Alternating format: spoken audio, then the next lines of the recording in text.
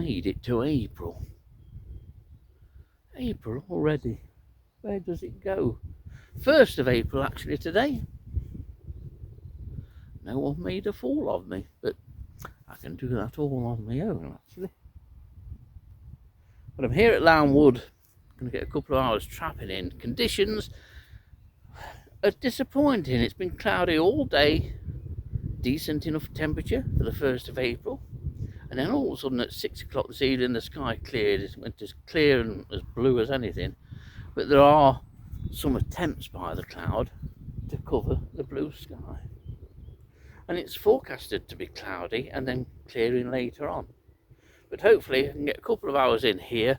I've just been wondering whether to trap on the outside of Lound Wood or inside behind where you can see the car there. Because there's a little bit of a breeze, I think we'll be going behind the car.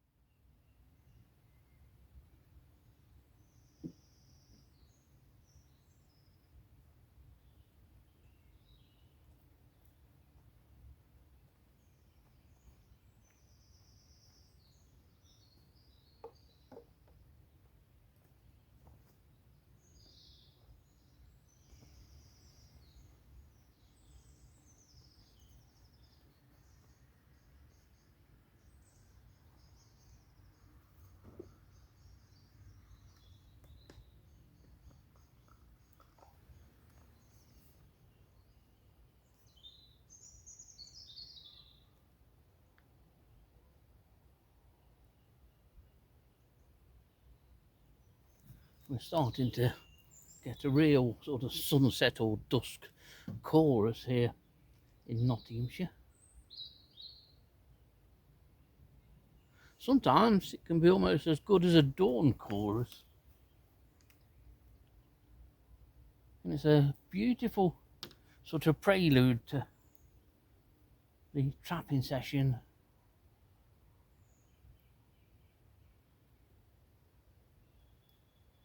I can't see the temperature staying much above 10 degrees for very long. The cloud isn't thickening, but we'll see how it goes, and I'll have another cup of tea.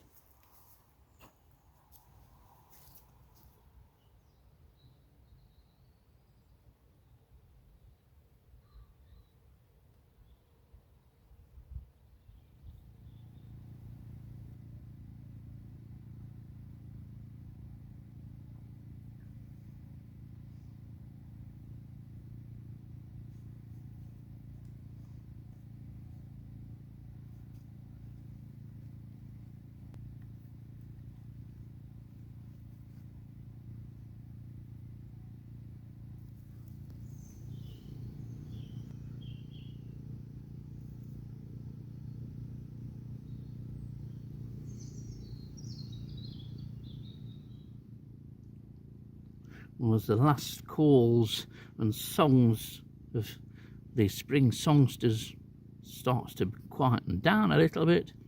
Here's a beauty to get us underway, and there's a number of these flying around. You'll quite often see the species more flying past your light than being attracted to it. But this is a water carpet, beautifully marked, even though it's various shades of brown on a greyish white background. It is an intricately marked species.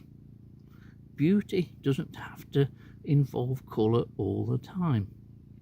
So a nice moth to get us going, and no doubt there'll be a few more of these, but they don't usually sit still like this at the light. So water carpet, the first species in.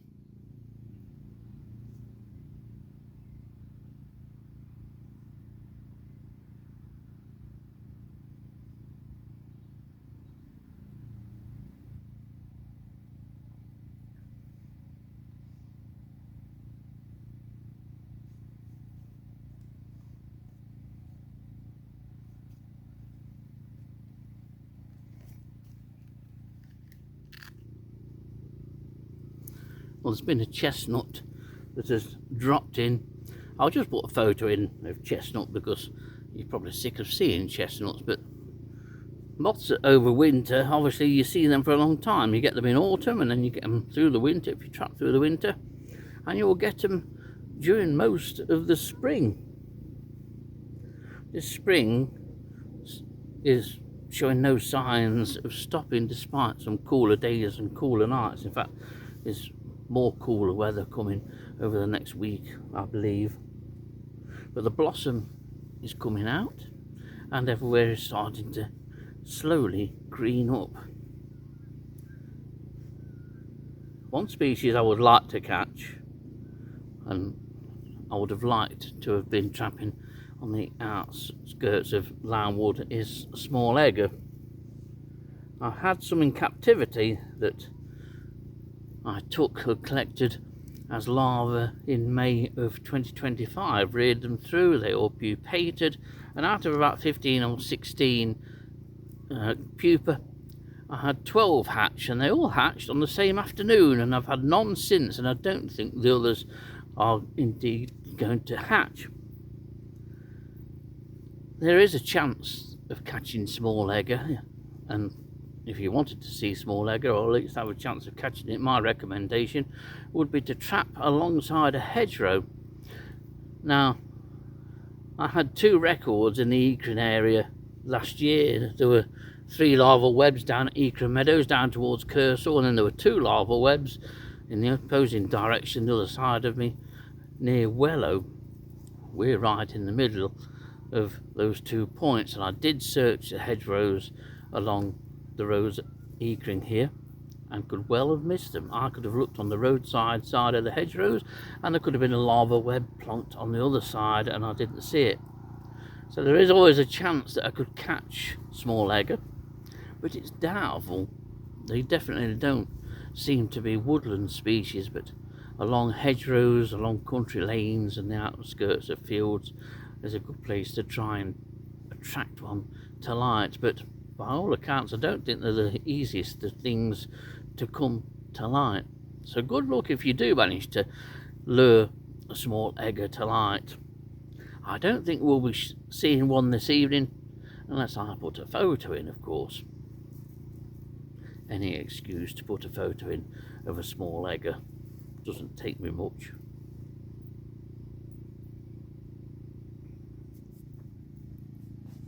Well, you get some kind of idea as to what's come in. 5 water carpets so far and 5 brindled pugs are the top species that are in. 4 small quaker, 3 common quaker, at the moment 3 Hebrew characters and a single chestnut. But you may notice that Lunar Marble Brown is there, and Lunar Marble Brown is in that pot there. And so I'm hoping that now it's settled down, there's another water carpet just come in, so we can add another one in to the total. But say, we'll have a look at this Lunar Marble Brown. It's an absolute super moth of early spring. This is the first Lunar Marble Brown of the year, and it's a beautiful moth. I reared these a few years ago. Got a female that came into light and she laid eggs, and I reared those caterpillars, and they were nice to rear. I do like to see the caterpillars of many species if I can. That's become an increasingly more regular aspect of this hobby. It's not always just about attracting beautiful moths like this Lunar Marble Brown here.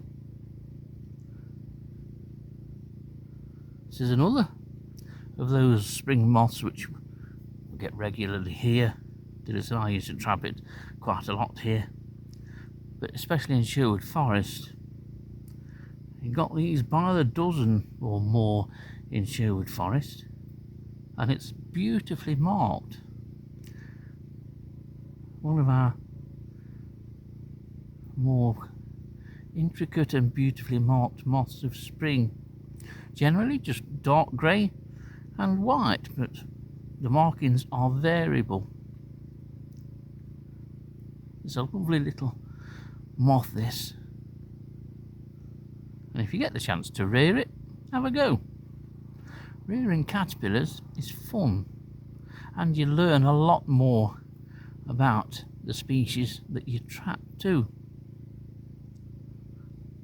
And this one, as I mentioned, is going to be the first of many during the course of the next few trapping sessions.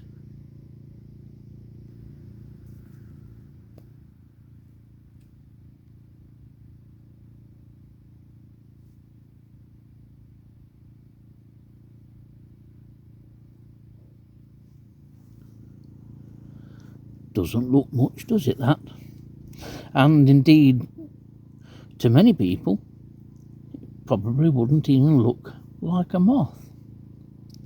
Admittedly, this Eakring subpurpurella, there's a name for you to conjure with, is in silhouette.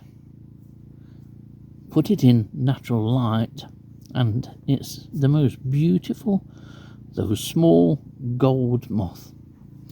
In length from head to the end of the wings, it's not even a centimetre, probably 8 or 9 millimetres. But if you get round an oak tree in very early spring, on a nice day, you can see hundreds and hundreds of these. They will fly during the day and be very active. Seen in daylight and in the right kind of light and at the right angle, this moth has the most beautiful sheen, but so do all the species in this genera, the genera of Eakring. This used to be Eakring subpurpurella till the taxonomists got at it, and now it's this Eakring subpurpurella. Either way, it's still an absolute beauty. Time to pack up. 2 hours have come and gone very quickly, as they always do. And that's because I love moth trapping. I absolutely adore it. And to be honest, it's probably my happy place, whether it's here at Lound Wood or at Car or at Besthorpe and the other places that I trap at. There's a couple of other species that have come in. Early thorn is new for the year, and I was going to film it, but it's upped and offed, as they say. Early thorns often do that. They'll come in briefly, sometimes not at all. They'll just fly past, but they rarely stay and settle down. But you'll be looking at a better picture than what I could have filmed had I had the chance to do so. And the other species is a micro. It's an Agonopteryx austromeriana. Yes, sorry about the long name, but it is an attractive little moth, and for an Agonopteryx it's quite distinctive too. So we've not done too bad, considering the temperature over much of this 2-hour session has been 8 degrees centigrade. So while I pack up, I will keep an eye just to see if anything else drops in, but otherwise, time for home.